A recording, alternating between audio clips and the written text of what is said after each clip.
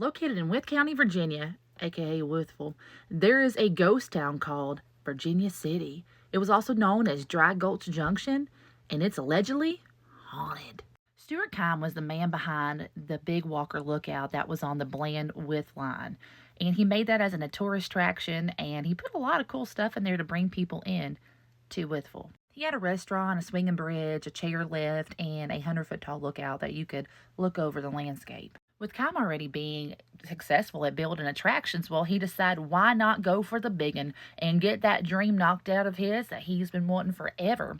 And that was a Wild West town, or at least a Wild West theme park. And there you have it. That is the creation of Dry Gulch Junction.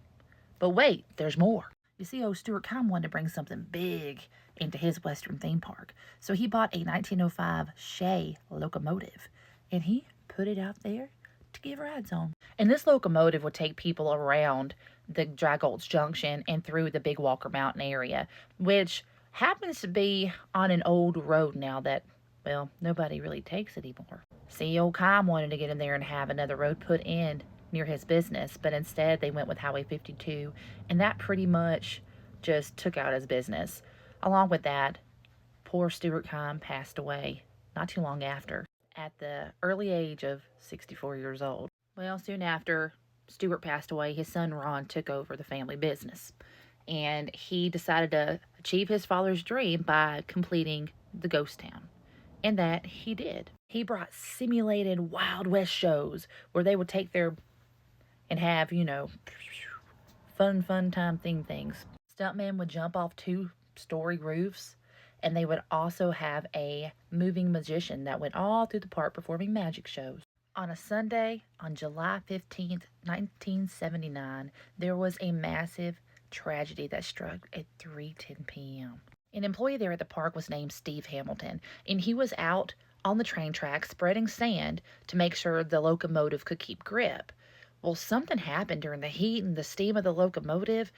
He ended up falling down under the locomotive and, lost his life in a very horrible way. Sad part was that the engineer of the locomotive, didn't even realize what he had done until he felt the bump on the tracks. As if the loss of Steve wasn't enough, the rain set in. And when the rain set in, it started raining out every single one of Ron's Wild West shows.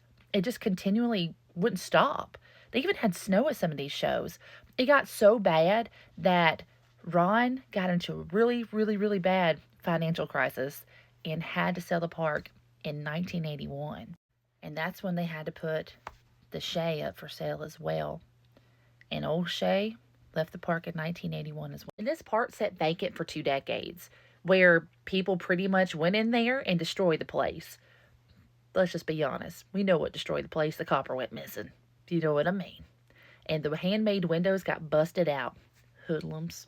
They even took up the railway, the tracks itself, and sold them for scrap.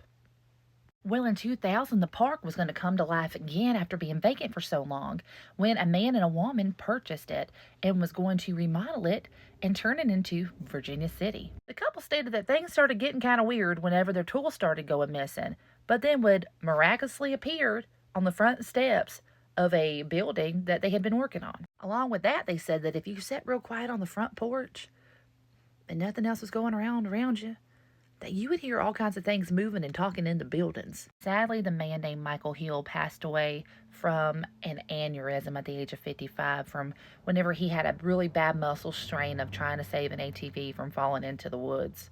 And that would leave Jean Davis, the lady that owned it with Michael Hill, to carry the burden. Jean Davis herself even said there's a lot of weird things that happen there. She said there is a screaming that is heard that they cannot figure out where it's coming from, and it's a screech scream, and it's not one of an animal. So I'm going to assume it's a human. Conversations have been reported being heard in the buildings when no one else is there. Some people see shadow figures walking past the windows of the doors, and sometimes even the door handles shake. Do you have your own ghost story or paranormal experience from Gate City or Dry Gulch Junction? Let me know right there in the comment section. Y'all know what to do, and if you like this video, follow me for more paranormal stories.